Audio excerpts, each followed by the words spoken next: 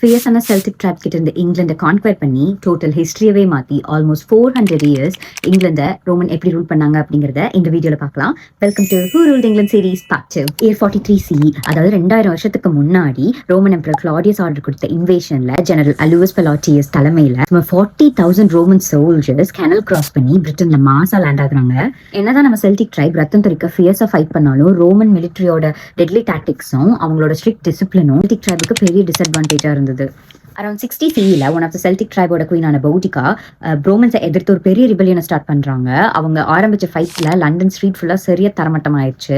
Romans almost defeat ஆகுற மாதிரி இருந்தது. ஆனா ரோமன்ஸ் அவங்க டாக்டிக்ஸை யூஸ் பண்ணி ஒரு பெரிய கம்பேக் கொடுத்து அந்த ரெபெலியனை அப்படியே சப்ரஸ் பண்ணிட்டாங்க. அதுக்கப்புறம் ஆல்மோஸ்ட் 400 இயர்ஸ் பிரிட்டன் ரோமனோட ஒன் ஆஃப் த ப்ராவின்ஸா தான் இருந்தது. 110 CE, அதாவது 1200 வருஷத்துக்கு முன்னாடி ரோமன் சிட்டியை பார்பேரியன்ஸ் அட்டாக் பண்ண ஸ்டார்ட் பண்ணும்போது ரோமன்ஸ் நமக்கு நம்ம ஊர் தான் முக்கியம்னு பொட்டிப்படுக்கையெல்லாம் கட்டிட்டு பிரிட்டனை விட்டு வெளியே போயிட்டாங்க. ரோமன்ஸ் வெளியே போனதுக்கு அப்புறம் பிரிட்டனை யாரு டேக் ஓவர் பண்ணா, இங்கிலாண்டோட ஃபர்ஸ்ட் கிங் யாரு, இதெல்லாம் நம்ம நெக்ஸ்ட் வீடியோல பார்க்கலாம். ஃபாலோ பண்ண மறந்துடாதீங்க. See you soon. Bye.